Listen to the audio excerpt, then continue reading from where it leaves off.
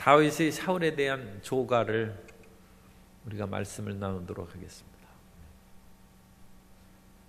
사람이 슬플 때에도 노래를 부른다는 것이 참 놀랍죠. 그런데 슬플 때 노래를 부르면 마음의 위로와 힘이 솟는 것이죠. 그 노래가 속에 있는 그런 고통을 씻어버리는 카타르시스의 그런 효과를 드러내는 것입니다. 코로나19로 온 나라가 그야말로 비탄과 역경 가운데 있는데, 그 가운데 그냥 선풍적인 그런 인기를 한 것이 미스터 트롯이래요. 제가 잘 보지는 못했습니다만 어쨌든 뉴스에 그렇게 나오고, 어찌나 많은 사람들이 거기에서 그 투표에 참여했는지 그것이 다운이 돼가지고 집계를 못 내릴 정도로 수많은 사람이 거기에 그 지지자를 했대. 그래가지고 영웅도 탄생했다고 그래.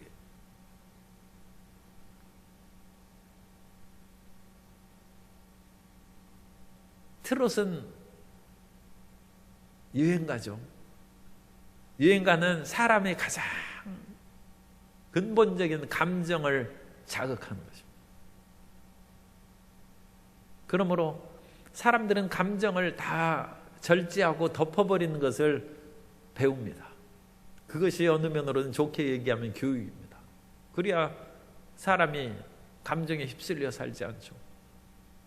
그런데 그런 이성적이거나 사회의 여러 가지 관례, 습관, 그런 것들이 무너져 내리면 감정이 밑바닥에서 드러나는 것입니다.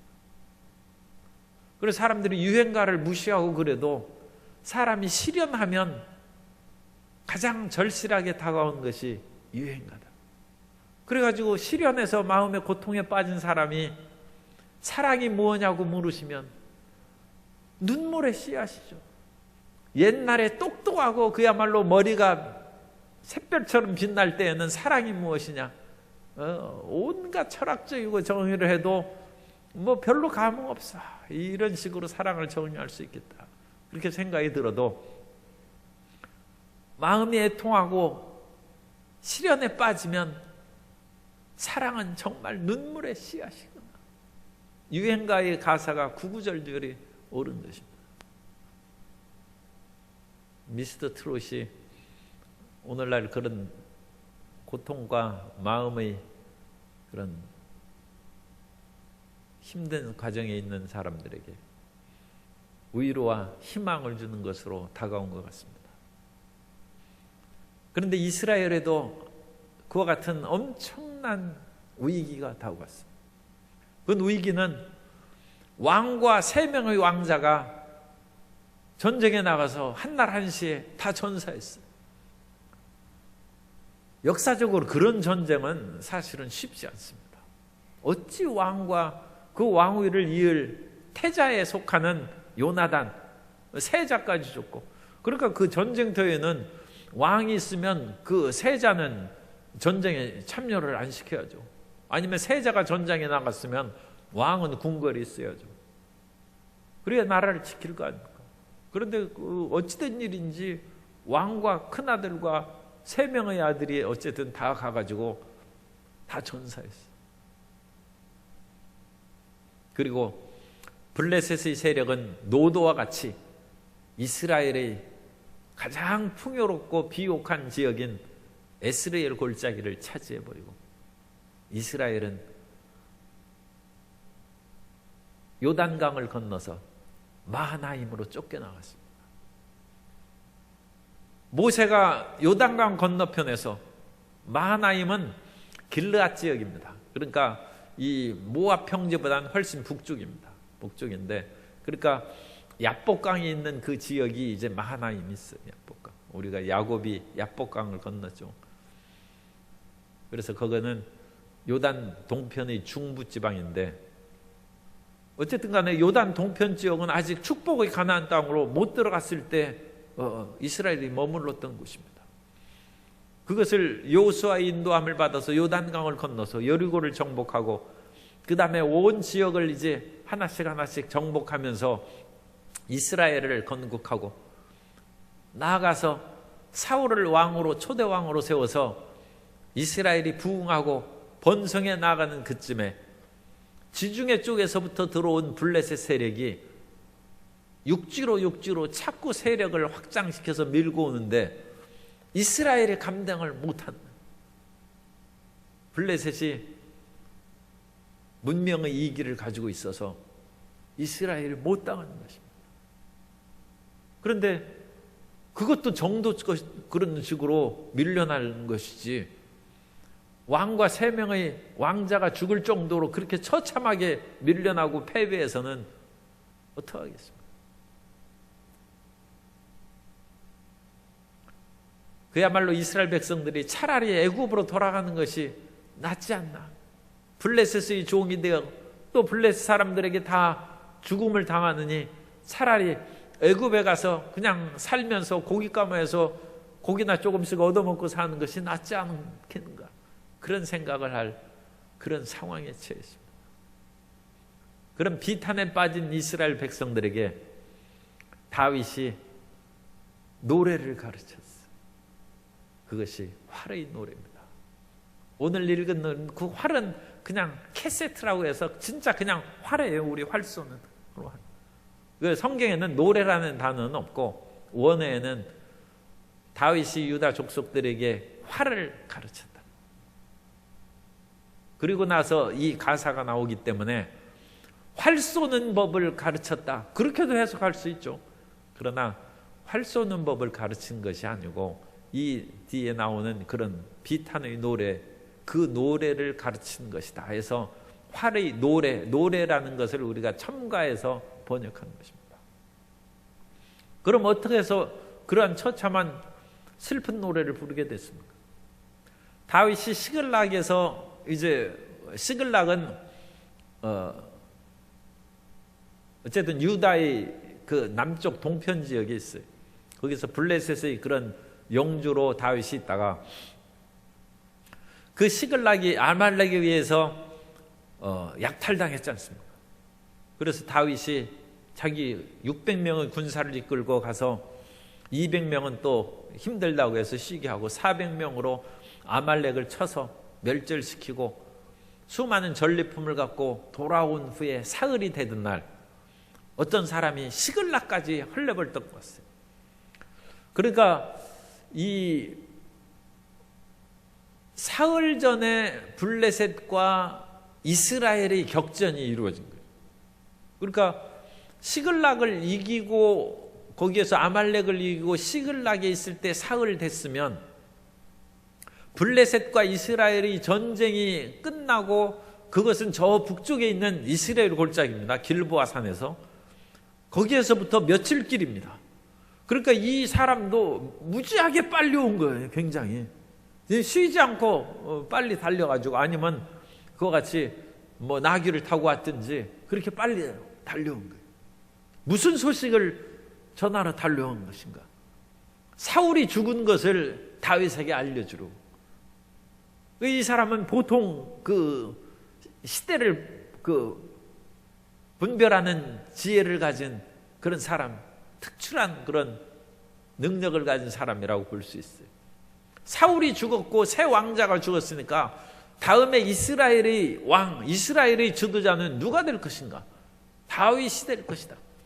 그렇다면 다윗에게 내가 이 소식을 알려주고 잘 보여서 출세할 수 있다는 그 생각이 번개같이 든. 그래서 쉬지 않고 아마 달려왔을 거예요. 그리고 사울이 죽었다는 증거품을 가져온.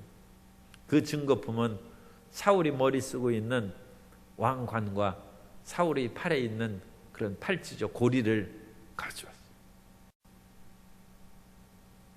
그것은 사울이 사위로 다윗이 있었고 또 궁궐을 출입했기 때문에 다윗이 충분히 알아볼 수 있는 것이죠. 그런데 성경에 보면 사울이 전사한 후에 그 치열하게 아마 이제 낮이 어두워졌겠죠. 그러니까 블레셋 군대들이 일단 물러갔어요. 자기들 또 얼마나 죽고 다쳤겠습니까? 그리고 다음 날 사울이 죽은 것을 발견하고 새 왕자를 발견해서 그들의 목을 베서 사울의 갑옷과 목은 자기들이 가져가고, 그래서 자기들이 신전에 뒀다고 했어요. 그 역대상 10장 9절 이하에 보면 곧 사울의 옷을 벗기고 그의 머리와 갑옷을 가져다가 사람을 블레셋 땅 사방에 보내 모든 이방 신전과 그 백성에게 소식을 전하고 사울의 갑옷을 그들의 신전에 두고 그의 머리를 다곤의 신전에 단지라. 그러니까 사울의 갑옷과 머리는 잘라간 거예요. 벗겨가고. 그래서 자기들 신전에서 두고 그 남은 시체는 벳산 성벽에 매단 거예요. 못 박았다고도 할 수 있고. 그러니까 목이 없는 그런 시신을 매단 것이고, 그것을 길르앗 야베스 사람들이 그것을 용감하게 끌어 그것을 빼내어서 장사를 지냈다고 했습니다. 그러니까 그 시간이 사울이 죽고 이 블레셋 군대가 오기 사이에 짧은 시간에 밤중에 뭐 횃불 들고 다니면서 했는지도 모르죠. 그 사이에 이 사울의 관을 훔쳐, 이 보통 이 날쌘 사람이 아니죠. 보통 담대한 사람도 아니죠. 그리고 그것을 훔쳤으면 그냥 왕관 금으로 만든 거니까 그걸 팔아가지고 그냥 수입을 잡았으면 될 텐데 그걸 가지고 다윗에게 왔다. 이 사람은 참 배짱도 있죠. 그런데 이 사람은 이 아말렉 사람인데 다윗을 몰라도 너무 모르는 것이죠.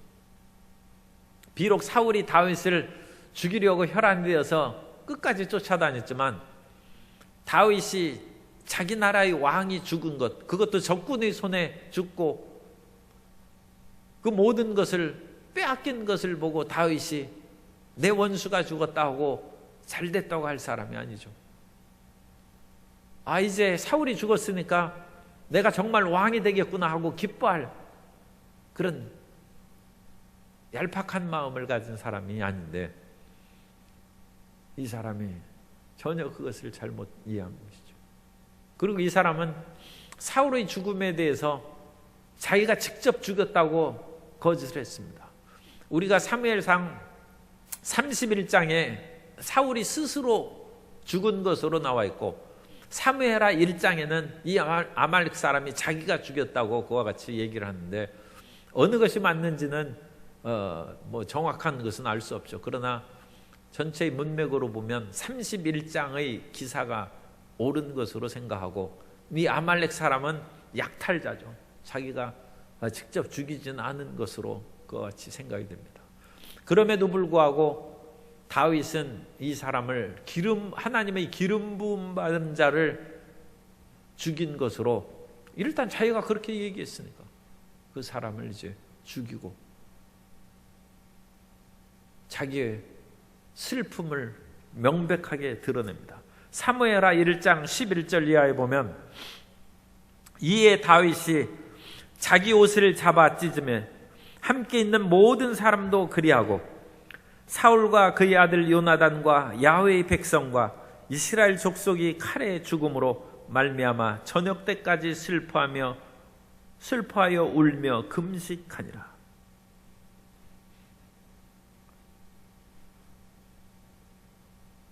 지긋지긋하게 사울이 자기를 죽이려고 쫓아다녔는데 정말로 얼만큼 비통하고 슬펐는지 그건 알 수 없죠. 그러나 사울의 죽음을 슬퍼하는 그 마음은 조금 적었을지라도 자기를 목숨처럼 사랑한, 오늘 우리가 26절에 있는 것처럼 내 형 요나단이여 내가 그대를 애통함은 그대는 내게 심히 아름다움이라. 그대가 나를 사랑함이 기하여 여인의 사랑보다 더하였도다. 권력을 가진 사람은 자기 아들까지 죽인다고 했어요. 세상에 아버지가 자식에게 해주지 못할 것이 무엇이 있습니까? 그런데도 불구하고 이 권력은 그야말로 마력이 있어서 완전 이제 마귀의 그런 힘이죠. 자기 자식까지도 죽이면서 권력을 자기가 지키려고 한다고 했어요. 그런데 요나단은 얼마나 다윗을 사랑하고 존경했는지 자기의 왕위도 필요 없다는, 다윗에게 내가 왕하면 난 그것으로 족하다. 그러니까 그 요나단을 생각하면서 다윗이 슬픔에 빠졌을 수 있어요. 어쨌든 사람은 이 사울 왕의 그런 죽음에 대해서 옷을 찢고 슬퍼한 것이 참으로 마땅한 것입니다. 우리는 어떤 우리의 지도자라든지 공직의 어떤 일을 행하는 그런 사람들이 죽음에 대해서 결코 비웃거나 조소하는 일이 있어서는 안 돼요. 세상에는 가끔 자기의 정적이라든지 원수의 그런 상황이 있는 사람들, 서로 보면 그 사람 사이가 원수인 것을 아는 사람이 있죠. 사울과 다윗이 원수인 것처럼 오늘날 세상에서도 그런 어떤 그 정치적인 갈등이라든지 경제적인 싸움으로 원수인 사람들이 많아요. 그러나 그런 사람이 경제적인 아주 중요한 일을 해왔고 또 정치적인 그런 귀한 직분을 가져서 일을 해왔으면 그 사람의 죽음에 대해서 애도해야 맞는 것이.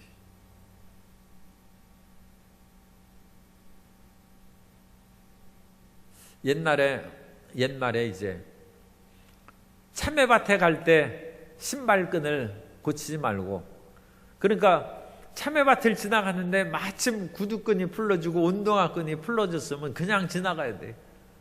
그래야지 거기에서 허리를 굽혀가지고 신발끈을 매면 멀리서 보는 원두막 안에서 보는 주인은 참외 따는 것으로 알고 있어.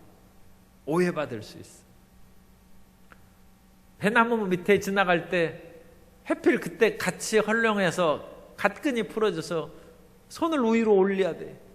올리지 말고 그냥 가라는 거예요. 배밭에서 갓끈을 다시 정돈해서 매면 배 따는 것으로 오해한다. 다윗이 사울의 죽음에 대해서 옷을 찢고 비통하고 이 화리 노래를 가르친 것은 슬픔도 슬픔이지만 지도적인 위치에 있는 사람은 남의 오해받을 만한 일을 안 해야 돼. 사울이 죽은 거에 대해서 다윗이 금식까지 하고 그와 같이 화리 노래를 부르고 그 혼자 슬퍼하면서, 다윗은 원래 이스라엘의 노래 잘하는 자죠. 그래 혼자 슬퍼하고 노래했으면 누가 알겠어요? 다윗은 영웅이라고 제가 몇 번 얘기했는데 다윗은 영웅일 뿐만 아니라 탁월한 그런 정략가입니다. 이 노래를 온 유다 족속에게 다 가르쳐요. 왜 가르칩니까? 오해받지 않으려. 없는 것도 만들어서 비방하는 것이 세상이에요. 다윗이 슬픔의 노래를 사람들에게 가르치지 않았으면 다윗은 사울의 죽음을 보고 그야말로 기뻐서 잔치를 열었더라, 그렇게 누가 말을 지어내도 그러겠지. 얼마나 죽을 고생을 했는데 사울 죽은 것을 보고 기뻐했겠지. 사람들이 오해할 수 있어요. 다윗이 그거를 들으면 얼마나 억울하겠습니까? 그리고 사람들은 다윗도 그저 그런 사람이라고 평가하는 것이죠. 아무리 왕이고 나라가 지금 절단나는 그런 상황이 있었어도 자기 원수 죽은 것으로 인하여 다윗이 기뻐했다. 그런 오해의 말이 성경에 나오죠. 사무엘하 16장에 보면 다윗이 자기 아들 압살롬의 구테타를 당해서 쫓겨서 도망가고 있을 때 사울이 베냐민 지파입니다. 그러니까 사울의 친척이에요. 베냐민 지파 시므이가 독한 말로 다윗을 저주하는 내용이 사무엘하 16장에 나오는데, 그때 시므이가 이와 같이 얘기합니다. 시므이가 저주하는 가운데 이와 같이 말하니라. 피를 흘린 자여, 사악한 자여, 가거라 가거라. 사울의 족속의 모든 피를 야훼께서 내게로 돌리셨도다. 그를 이어서 내가 왕이 되었으나 야훼께서 나라를 내 아들 압살롬의 손에 넘기셨도다. 보라, 너는 피를 흘린 자이므로 화를 자초하였느니라 하는지라. 우리가 사무엘하 16장까지 성경 읽으면서 다윗이 사울에 관한 어떤 사람도 죽인 일이 없습니다. 나중에 이스라엘의 기근이 다가왔을 때 사울의 자손 7을 목매달아 죽이라고 내준 것은 훨씬 후대의 일입니다. 그것은 그 압살롬의 쿠데타가 있은 후에 훨씬 후대에 일어난 것이고, 그 전에는 사울의 그런 친인척 어떤 사람 죽인 그 내용이 성경에 없어요. 그런데도 불구하고 이 베냐민 지파 시므이는 사울 편이죠. 무조건 사울 편이죠. 그래서 사울의 왕가가 망한 것은 다윗이 잘못한 것이다. 다윗이 사울의 그런 집안에 피를 흘렸다는 것이다. 그러므로 하나님께서 그 잘못된 것을 내가 낳은 아들을 통해서 갚으신 것이다. 다윗이 얼마나 억울합니까? 그런데도 다윗이 저 시므이 가서 죽이라고 명령하지 않았죠. 우리가 이 세상에서 나 혼자만 바르면 됐다, 그것은 개인적으로 살아갈 때는 그렇게 하는 것이고, 사회적인 위치에 있는 사람은 오해받을 일을 하면 안 됩니다. 참외밭에서 공연히 허리를 굽히면 안 되고, 배나무 밑에 지나가면서 손을 올리면 안 돼. 옛날에 전유국 시대에 제 나라에 그런 그 우이왕인가가 있었는데, 그 우이왕에 아주 그 모사꾼 신하가 하나 있었어. 그리고 똑똑한 신하는 항상 자기 경쟁자가 되므로 바른 말하고 똑똑한 신하는 왕 앞에 참소해가지고 저 변방으로 쫓아보내거나 그렇게 유배 보내고, 자기에게 잘 보이는 바보 같은 신하는 추천해가지고 자꾸 승진시키고, 그리고 나라가 어지러웠어요. 그런데 왕은 신하들에 대해서 잘 모를 수가 있어요. 그러니까 이 왕도 여러 명의 그런 일종의 오늘날식으로 얘기하면 정보 요원들을 이렇게 곳곳에 심어놓지 않으면 바른 정보를 갖기가 어렵죠. 그런데 이 우이왕이 그런 그 정보 신하들이 없었나 봐요. 할 수 없이 후궁이 왕 앞에서 그걸 간합니다. 그 나쁜 간신의 말을 듣지 마소서. 그 사람은 올바른 사람의 말은 자기하고 등을 진 사람이기 때문에 쫓아내고, 그야말로 형편없는 사람은 자기에게 뇌물 갖다 주고 그러니까 승진시키고 그런 사람입니다. 그런 사람 가까이 하면 나라가 위태롭습니다. 그런데 그 말을 그 약간 바보 같은 그 왕이 내가 과연 그러느냐 하고 그 간신한테 얘기했어요. 그랬더니 간신이 무릎을 치면서, 제가 일찍부터 조사한 바가 있는데 그 후궁이 그 말하는 그 아무개하고 서로 연모하고 사랑을 통한다는 얘기를 내가 일찍부터 들었습니다. 그리고 왕이 그 눈이 뒤집어지는 것이,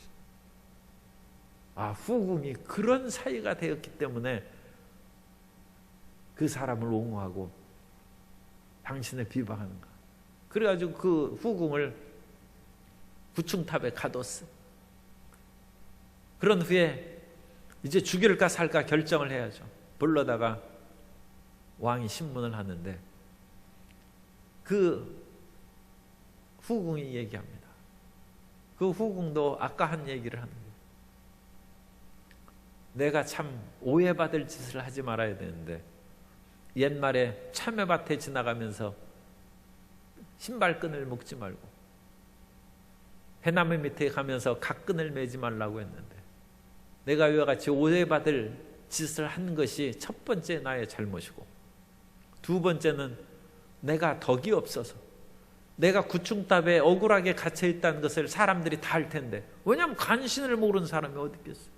다 알 텐데 나를 위해서 왕한테 변명해 준 사람이 한 사람도 없다는 것이, 그것이 제 인생의 슬픔이고 나의 불찰입니다. 그 외에는 제가 잘못한 것이 없습니다.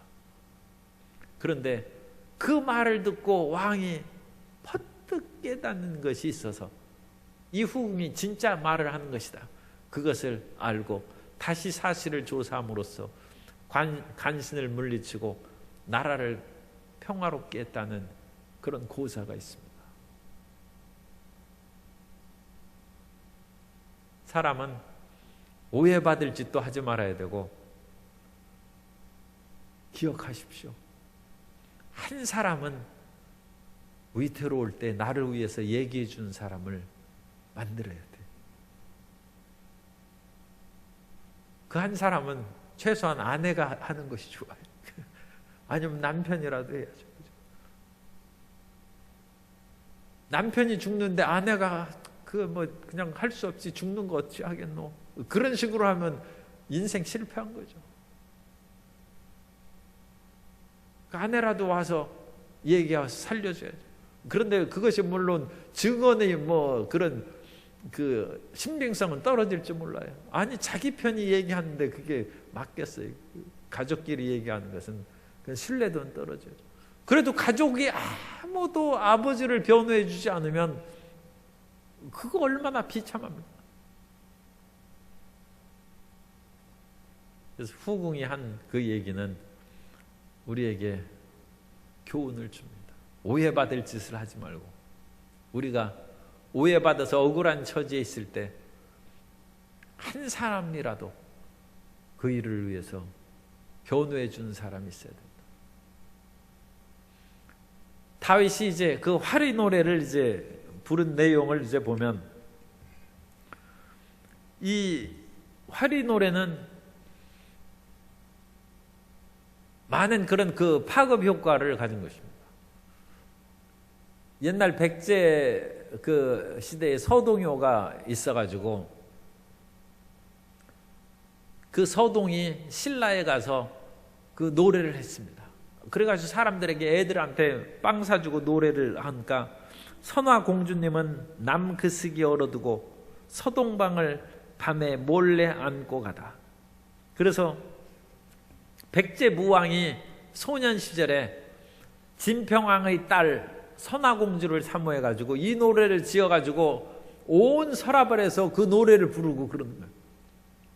그리고 진평왕이 부끄러워서 살 수가 없다 해가지고 선화공주를 쫓아냈어요.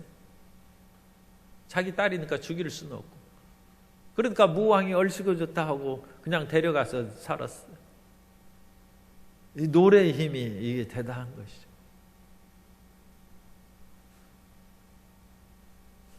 임을 위한 행진곡을 부르고 그런 것을 5월이 오면 하는데, 그것을 지정곡으로 해서 국가에서 그 행사 있을 때마다 부르면 무엇이 나쁜지 알 수가 없어요. 그러면 못 부르게 하지 않습니까? 왜 그러느냐? 그것은 그 노래가 모든 사람들의 마음을 결집시키는 힘이 있기 때문에. 그러니까 그 노래로 같이 재창을 하고 그야말로 떼창을 하면 마음이 하나가 돼요.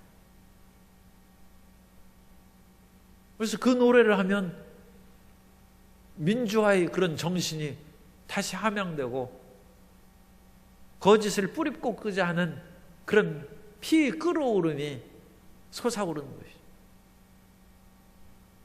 화르의 노래는 그런 것입니다. 화르의 노래. 이 화르의 노래는 그러니까 일종의 용사의 노래라고 할 수 있어요. 용사. 사울과 요나단 같은 용사의 죽음을 애도하는 노래. 그것이 이제 활이, 옛날에는 전쟁에서 활이 중요한 무기니까 그 노래입니다. 그래서 그 활이 노래를 부르니까 사람들의 마음이 그 속에서 끓어오르는 것이죠. 첫 번째 활의 노래는 슬픔의 노래예요. 어찌됐든지 이 화리 노래는 비탄의 노래입니다. 어찌하여 우리의 왕과 3명의 왕자가 죽고 수많은 왕과 왕자가 죽었으니까 백성도 무수하게 죽었을까? 이런 비극적인 상황이 어찌 이스라엘에 다가오는가?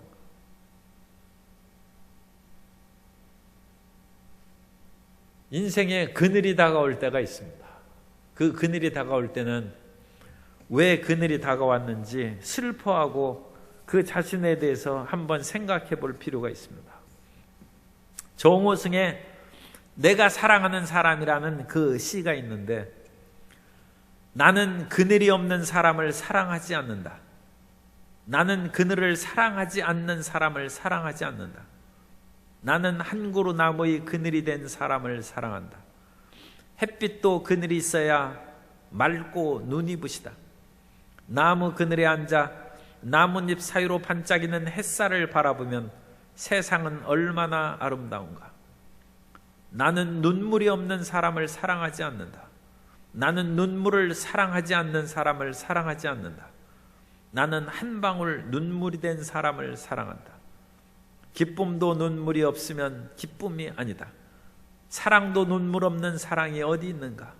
나무 그늘에 앉아 다른 사람의 눈물을 닦아주는 사람의 모습은 그 얼마나 고요한 아름다움인가. 슬퍼할 때는 슬퍼야죠. 지금 온 나라가 코로나19나 경제적인 것으로 슬퍼할 때는 슬퍼해야 됩니다. 그리고 너무 여러 가지 상황으로서 자신을 그렇게 위로하고 무엇을 타당화시키려고 너무 애쓰지 않는 것이 좋습니다. 어떤 사람이 벌써부터 그것을 썼어요.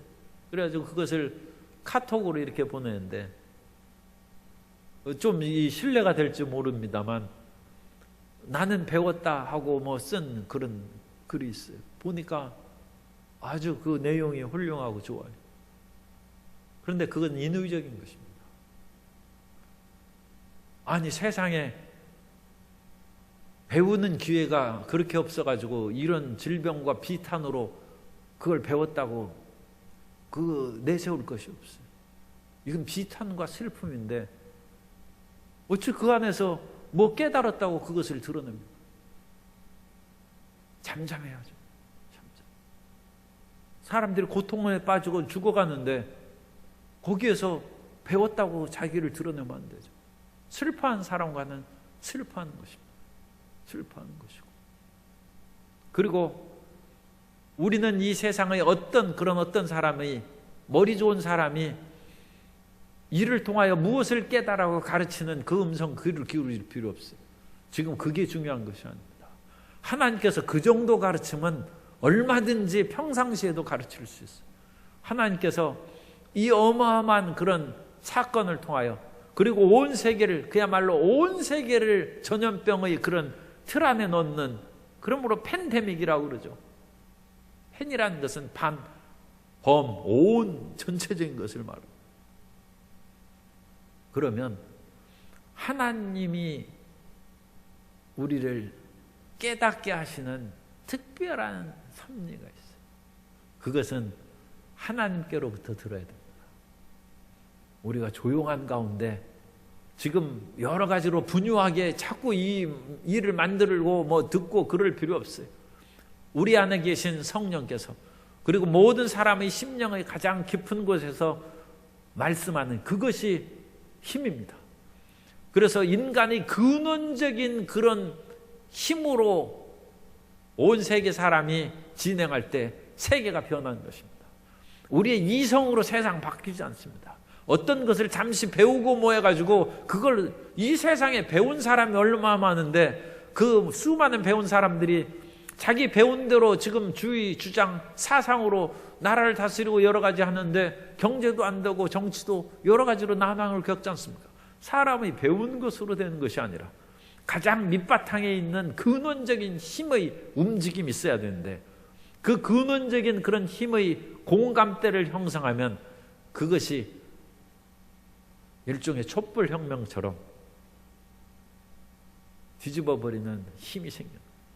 그 힘이 우리 속에 솟아날 때까지 우리가 잠잠해야 됩니다. 우리가 잠잠하게 하나님을 앙망해야 돼요. 그래서 모든 사람이 나도 그것을 깨달았느냐, 당신도 그것을 깨달았느냐, 서로 아니 우리는 서로 이것을 카톡으로 주고받지도 않았는데 어찌 내 생각과 당신 생각이 일이 똑같을 수가 있는가. 이것은 우리 마음의 가장 근원적인 곳에서 말씀하시는 하나님의 음성이다. 그러면 그야말로 지긋지긋한 그런 여러 가지 이합집산의 그런 상황이 끝나고 진정한 의와 평강의 역사가 나타나는 것입니다. 코로나19 현상으로 이탈리아의 베네치아가 사람들이 관광객들이 없으니까 그 운하에 물고기가 보인다는 거예요. 그래가지고 이 운하가 깨끗해졌다는 거예요. 그런데 깨끗해진 것은 일시적인 현상이다. 왜냐하면 배들이 안 되니까 모든 그 찌꺼기 더러운 것들이 흙탕물이 땅에 가라앉아서 이제 물고기도 보이고 깨끗해졌는데 정말로 깨끗해지려면 밑에 흙탕물이 씻겨 내려가야죠. 그러면 진정 깨끗해지는 것이죠. 중국에서 공장이 가동이 안 되니까 하늘이 맑다는 거예요. 이 원래 3, 4월에는 어디에서 오는지 어쨌든 미세먼지로 인하여 굉장히 고통을 당하고 우리가 그 당시에도 황사먼지를 방지하기 위해서 마스크 쓰라고 많이 얘기했어요.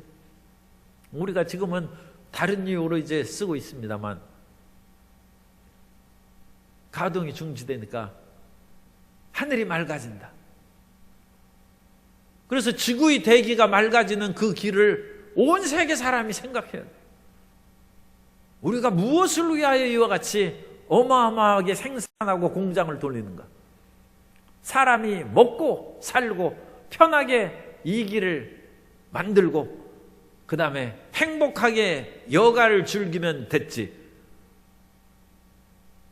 사치와 허영과 어마어마한 과잉 생산으로 이 지구를 어지럽히게 하는데 온 세계 사람이 생각해야죠. 한두 사람이 그 생각에서 이 세상의 경제적인 흐름을 뒤바꿀 수 있겠습니까? 슬픔이 다가올 때는 그 깊은 곳으로 들어가야 이 세계의 흐름이 뒤바뀌어요. 사람들 사이에서도 정말로 사람 사이 따뜻한 교제가 이 세상의 그 무엇보다도 중요한 것을 또한 깨달아요.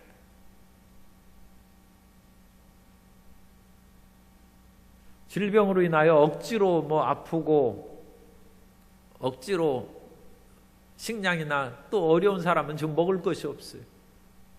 그리고 먹을 것을 도와주러 그런 질병 걸리고 한 사람을 선뜻 다가서기도 어려운 그런 아주 어려운 그런 상황이 됐어요. 그러므로 하나님께서 가난한 자를 긍휼히 여기시는 하나님께서 이 질병을 속히 해결해 주실 줄 믿습니다. 그러나 그 해결이 오기 전에 우리는 깊은 깨달음으로 이 몇 달 걸린 이 어마어마한 그와 같은 손실이고 사랑의 손실이고 재정의 손실이고 모든 것이 지금 중단되어 있는 이 엄청난 말로 할 수 없는 그 돈으로 따지면 그 양이죠. 그 막대한 돈을 들여서 진정 한국 사람이 그리고 지구촌의 사람이 배워야 돼요. 어마어마한 수업료를 지금 낸 거예요. 그걸 통하여 깨닫는 역사가 있어야 되고 무엇보다도 우리 크리스찬들이 하나님에 대한 믿음과 하나님에 대한 섬김의 예배에 대해서 깊이 깨닫는 은혜의 역사가 충만히 임하게 되시기를 바랍니다. 그래서 슬픔을 통하여 이스라엘을 깨닫게 하고 이 다윗의 그런 조가는 일종의 애국심을 고취시키는 노래예요. 그러니까 애국가가 그 당시에 있었겠습니까만 이건 애국가예요. 그래서 블레셋 사람들에게 알리지 말라는 거예요. 이 나라 망신이죠. 그리고 블레셋 사람들이 왜 모르겠어요? 사울이 목을 베갔는데. 그러나 블레셋이 승리의 개가를 부르고 블레셋 여인들이 노래 부르고 그렇게 하지 말라는 것입니다. 그러므로 그 노래를 듣는 사람은 우리가 어찌하여 이와 같이 블레셋에게 수치를 당하고 왕의 목을 빼앗겼는데도 그것을 찾아올 힘이 없는가? 세상에 수많은 국보와 보물을 빼앗겼는데 그걸 찾아올 힘이 없어요. 오죽했으면 왕의 머리를 빼앗기고 왕의 갑옷을 빼앗겼는데 찾아올 힘이 없어요. 부끄럽죠. 그런 것을 통하여 이스라엘 사람들이 경성하고 이렇게 살아서는 안 되겠다. 사울과 그 세 아들이 죽은 길보아 산이여, 하늘도 땅도 슬퍼하라는 것입니다. 그래서 하늘이 슬퍼하면 하늘에서 우로가 내리지 않고 재물 낼 밭도 없을지어다 황무지가 된다는 거예요. 그래서 길보아 산이 황폐하게 돼요. 하늘도 슬퍼서 이슬과 비를 내리지 않고 땅은 풀을 내지 않고 황폐하게 재물 낼 밭도 없이 곡식 내는 그런 밭도 다 시들어버리고 말라버리는 그런 땅이 됩니다.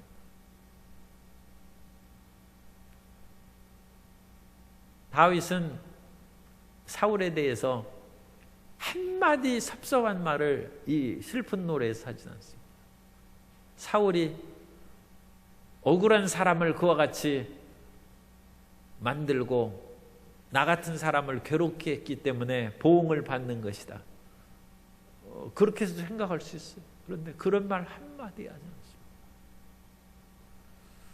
그 다윗의 그런 넓은 마음을 알 수 있고 뿐만 아니라 여기에서 이제 다윗이 인격이 드러나는 것이죠. 다윗은 진정 사울과 그 새 왕자의 죽음을 슬퍼하고 나라가 이 지경에 빠진 것을 괴로워하는 것입니다. 그러지 자기 원수가 죽었다는 것으로 인하여 조금도 기뻐하지 않냐고. 그와 같은 보응을 받았다. 우리는 어떤 사람이 잘못하는데 특별히 그 사람이 우리를 사사건건 발목 잡고 괴롭히는 사람이에요. 그러면 우리는 그 사람이 가다가 넘어졌다 소식 들으면 그럴 수밖에 없지. 나를 그렇게 사사건건 발목을 잡고 다녔는데 자기가 안 넘어지고 백이나. 그렇게 생각하기 쉬운데 다윗은 그런 얘기 이런 말고 없어요. 이런 말. 오히려 다윗은 사울이 통치할 때 이스라엘에 잘 살았지 않느냐. 여인들에게는 그야말로 동가홍상이라는 우리말처럼 이 분홍 치마를 입고 그러면 그게 멋있는가 보죠. 그래서 여기에서도 붉은 옷을 입혔다는 거예요. 그가 붉은 옷으로 너희에게 화려하게 입혔고 금 놀이개를 너희 옷에 채웠다. 너희가 금부러치도 차고 붉은 옷도 입고 사울왕 시절에 그렇게 하지 않느냐. 사울 시대에 그와 같이 크게 번영하지는 않았습니다. 어쨌든 그러나 이 다윗이 그렇게 미화해서 잘 얘기해 줍니다. 이스라엘의 번영 시대는 솔로몬 시대지 그 다윗 시대에도 그와 같이 넉넉하지 않습니다. 그럼에도 불구하고 다윗이 사울 시대의 여인들아 이스라엘 딸들아 사울을 슬퍼하여 울지어다. 후임자는 전임자를 높여주는 것이 좋습니다. 그래야지 후임자가 자기를 높이려고 전임자를 깎아내리는 것은 그건 자기 자신을 깎아내리는 거예요. 다윗은 자기를 죽이려던 사울에게 한마디 그런 말을 하지 않습니다. 우리 사회가 그랬으면 좋겠어요. 그렇다고 해서 전관예우하라는 그 얘기, 그거하고는 다르죠. 그건 물러났으면 그 새로 시작해야지. 그거 자기 이전에 했던 그런 그 공로로 또 한 번 우려먹으면 되겠습니다. 그럼 세상에 창조적인 그런 능력이 사라져버리죠. 그러나 우리는 전임자를 대우하고 모택동이 문화혁명을 일으켜서 또 어떤 사람 얘기로는 수천만 명이 죽었다고 그랬어요. 모택동이 참 그 사람 그 글에 인상적인 것이 있어요. 나는 이 수많은 중국 사람들을 밥 굶기지 않겠다. 그것이 내 꿈이라고 했어요. 그런 것은 참 그 대단한 꿈이죠. 중국 수천 년 황제가 그 꿈을 이루지 못했어요. 중국에 굶어 죽고 비참한 사람이 무수하게. 그런데 마오쩌둥은 내가 중국을 이끌어 나갈 때 굶주린 사람이 없게 하겠다. 그런데도 불구하고 자기 사상에 반대하는 사람들을 엄청나게 잡아 죽였어. 등소평도 그 등살에 저 남쪽으로 유배당했어요. 그런데 마오쩌둥이 죽이지는 않았죠. 그런데 마오쩌둥이 죽었어요.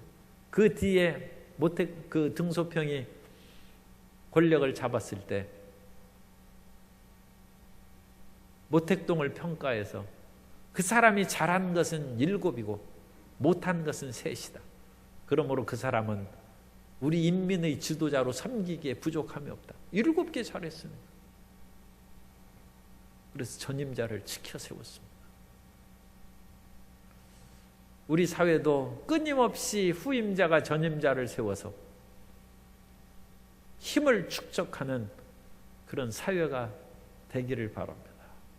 그래서 우리가 그 모든 것을 축적해 나아가면 이 나라가 더 발전하고 더 굳건히 세워지고 모든 사람이 원망하고 탄식하는 것이 아니라 서로를 인정해 주는 복된 나라가 될 줄로 믿습니다. 오늘 다윗이 부른 활의 노래를 통해서 몇 가지를 생각했습니다. 우리가 어떤 슬픔이 다가와도 그 슬픔의 깊은 곳에서 나아갈 방향을 깨닫는 하나님의 음성을 듣게 해 주옵소서. 기도하고 나아가서 나라가 망하면 우리도 망하는 것입니다. 더 애국자가 되고 또 더 전임자에 대한 예우와 사랑을 받들므로